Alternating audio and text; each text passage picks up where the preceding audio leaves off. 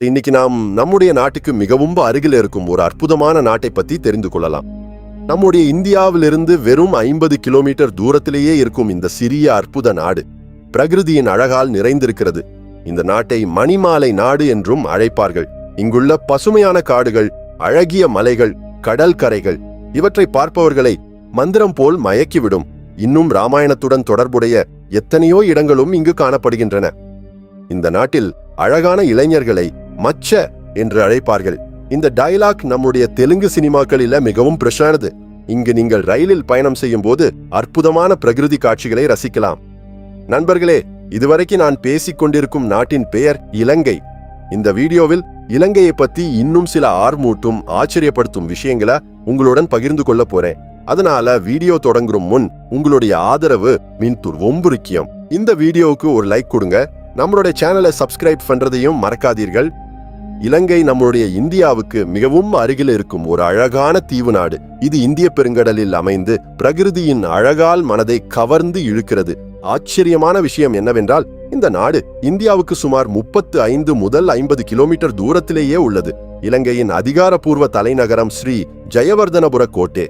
ஆனால் பொருளாதாரம் மற்றும் வணிகத்தின் அடிப்படையில் கொழும்பு நகரம் மிகவும் முக்கியமானது. இந்த நாட்டின் மக்கள் தொகை சுமார் 2 கோடிக்கு மேல் உள்ளது. இங்கு முக்கியமாக சிங்கள மொழியை பேசுகிறார்கள். அதற்கு அடுத்தபடியாக அதிகம் பயன்படுத்தப்படும் மொழி தமிழ். மதத்தின் அடிப்படையில் பார்த்தால் இலங்கையில் பௌத்த மதத்தை பின்பற்றுபவர்கள் சுமார் 70% உள்ளனர். அதற்கடுத்து இந்துக்கள் சுமார் 13%, முஸ்லிம்கள் சுமார் 10%, கிறிஸ்தவர்கள் சுமார் 7% வரை உள்ளனர். இன்னொரு ஆர்வமூட்டும் விஷயம் என்னவென்றால், இலங்கையை இந்தியாவின் கண்ணீர் துளி அல்லது இந்திய பெருங்கடல் முத்து என்றும் அழைப்பார்கள். ஏனென்றால் வரைபடத்தில் பார்க்கும்போது இந்த நாட்டின் வடிவம் ஒரு கண்ணீர் துளி அல்லது அழகான முத்து போல் தெரியும். இலங்கையை பற்றி இன்னொரு ஆர்வமூட்டும் விஷயம், இந்த நாட்டின் தேசிய கொடி உலகிலேயே மிகவும் பழமையான கொடிகளில் ஒன்றாக அங்கீகரிக்கப்பட்டுள்ளது. இலங்கையின் அதிகாரப்பூர்வ பெயர் democratic socialist republic of Sri Lanka. இந்த நாட்டுக்கு இலங்கை என்ற பெயர் எப்படி வந்ததுன்னு உங்களுக்கு தான் தெரியுமா? பலரும் ராமாயண காலத்திலிருந்தே இந்த பெயர் இருப்பதாக நினைக்கிறார்கள். ஆனால் உண்மை என்னவென்றால், இந்த பெயர் அதிகாரப்பூர்வமா பயன்பாட்டுக்கு வந்தது 1970களுக்கு பிறகுதான். அதுக்கு முன்பு இந்த நாட்டுக்கு வெவ்வேறு பெயர்கள் இருந்தன. 1505ஆம் ஆண்டு போர்த்துகீசியர்கள் இதை சேலாபோ என்று அழைத்தனர். பின்னர் பிரிட்டிஷ் ஆட்சியில் அது சிலோன் என்று மாறியது. பரப்பளவை பொறுத்தவரை இந்த நாடு நம்முடைய தெலுங்கானா மாநிலத்துடன் ஒப்பிடும்போது சுமார் 2 மடங்கு சிறியது. இலங்கை 1948ஆம் ஆண்டு பிரிட்டிஷ் ஆட்சியிலிருந்து சுதந்திரம் பெற்றது. இலங்கையில் உள்ள பல கோயில்கள் நம்முடைய இந்து பாரம்பரியத்துடன், குறிப்பா பரமசிவனுடன் ஆழமான தொடர்பு கொண்டுள்ளன என்று சொல்வார்கள்.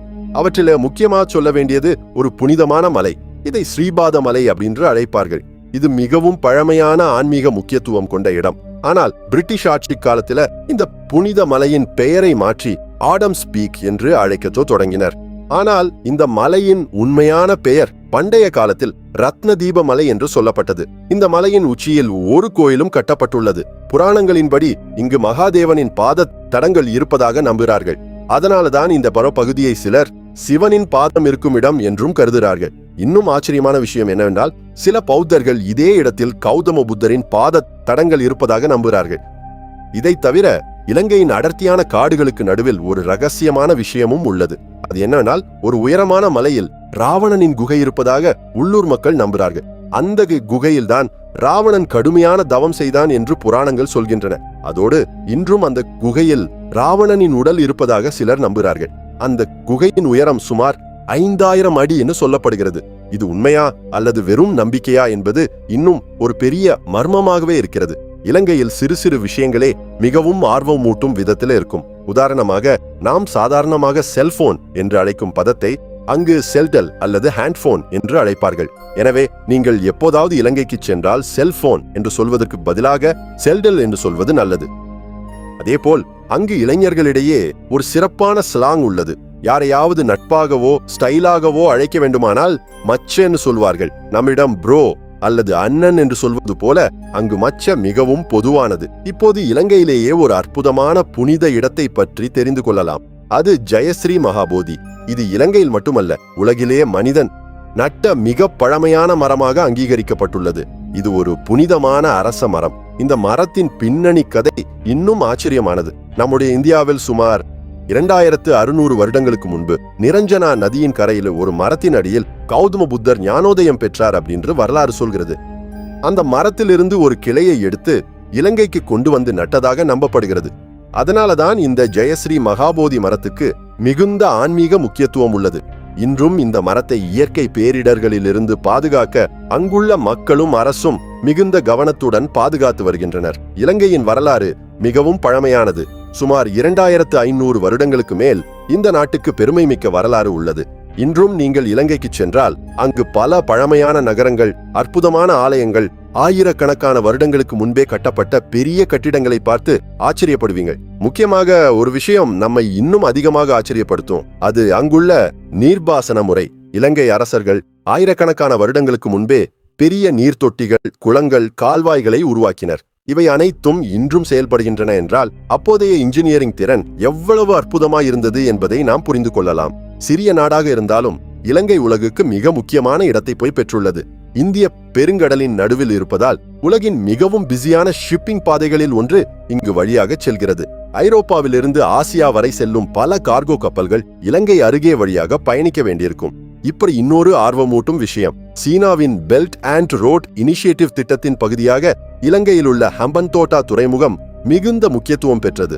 இலங்கை கடன்களை திருப்பிச் செலுத்த முடியாததால் இந்த துறைமுகத்தை சீனாவுக்கு 90 வருட லீஸுக்கு கொடுக்க வேண்டியதாகிவிட்டது. இலங்கையில் பாதுல்லாவிலிருந்து ரயில் பயணம், இதை உலகிலேயே மிக அழகான ரயில் பயணங்களில் ஒன்றாக கருதுகிறார்கள். இருபுறமும் எல்லையில்லாத பசுமையான தேயிலை தோட்டங்கள், மேகங்களால் மூடப்பட்ட உயரமான மலைகள், அந்த மலைகளுக்கு நடுவில் மெதுவாக செல்லும் ரயில். இத பார்க்கும்போது நாம ஒரு சினிமாவில் இருப்பது போல் தோணும். நடுவில் சிறு சிறு கிராமங்கள் தெரியும். குழந்தைகள் கைகளை ஆட்டி ரயிலுக்கு வரவேற்பு தெரிவிப்பார்கள். குளிர்ந்த காற்று முகத்தை தொடும். சில சமயங்களில் மேகங்கள் ரயிலுக்குள் வந்து விடுவது போல் உணர்வு ஏற்படும். அத்தகைய மாயையால் நிறைந்த பயணம் இது. நம்முடைய இந்தியாவை போலவே இலங்கையிலும் கிரிக்கெட் அப்படின்றால் மக்களுக்கு மிகவும் பிடிக்கும். கிரிக்கெட் அங்கு ஒரு விளையாட்டு அல்ல, ஒரு பைத்தியம். 2022ஆம் ஆண்டு இந்த நாடு கடுமையான பொருளாதார நெருக்கடியை சந்தித்தது. டாலர் இருப்புகள் முழுவதும் காலியாகின. எரிபொருள், உணவு, மருந்து அனைத்திலும் பற்றாக்குறை ஏற்பட்டது. மக்கள் பெரும் துன்பங்களை அனுபவித்தனர். இறுதியில் அவர்கள் வீதிகளுக்கு வந்து அரசுக்கு எதிராக போராட்டங்களை நடத்தினர். மக்கள் கூட அரச தலைமை அலுவலகத்துக்குள் நுழைந்தனர். இது ஒரு நாடு எப்படி பொருளாதார ரீதியாக சரிந்து விழுகிறது என்பதற்கு நேரடி உதாரணமாக மாறியது. இந்த நாட்டின் தேசிய கொடியை பற்றி சொல்ல வேண்டும் என்றால், இலங்கை கொடியில் ஒரு வலிமையான சிங்கம் தெரியும். அது தன் கையில் ஒரு வாளை பிடித்திருக்கும். அந்த சிங்கம் தைரியத்தையும் வீரத்தையும் குறிக்கிறது. அதே சமயத்துல கொடியில் உள்ள 4 இலைகள் பௌத்த தர்மத்தை குறிக்கின்றன. இது வெறும் கொடி அல்ல, அந்த நாட்டின் வரலாறு, கலாச்சாரம், நம்பிக்கைகளின் பிரதிபலிப்பு. இப்போது பிரகிருதியின் விஷயத்துக்கு வருவோம். இலங்கை சிறிய நாடாக இருந்தாலும் இங்கு காணப்படும் உயிரினங்கள் மிகவும் சிறப்பானவை. உலகில் எங்கும் காணாத சில அரிய விலங்குகள் இங்குதான் உள்ளன.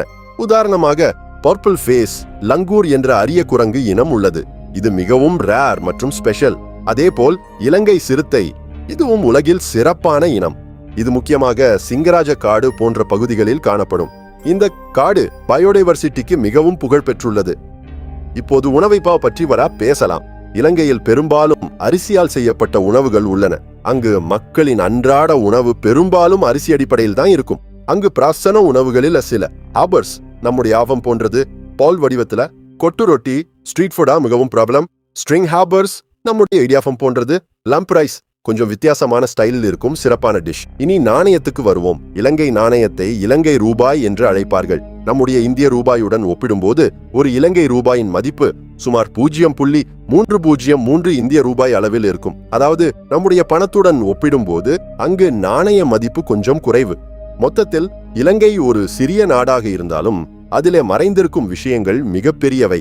கொடியிலிருந்து உயிரினங்கள் வரை, உணவிலிருந்து நாணயம் வரை ஒவ்வொரு விஷயத்திலும் ஒரு சிறப்பு இருக்கிறது. இத்தகைய ஆர்வமூட்டும் விஷயங்களால் தான் இலங்கையை ஒரு முறையாவது நெருக்கமாக தெரிந்து கொள்ள வேண்டும் என்று தோன்றுகிறது. நண்பர்களே, இவைதான் இலங்கையின் ஆர்வமூட்டும் ஃபேக்ட்கள். இந்த வீடியோ உங்களுக்கு பிடித்திருந்தால் ஒரு லைக் கொடுத்து சேனலை ஆதரவு தருங்கள். வாசித்ததற்கு நன்றி.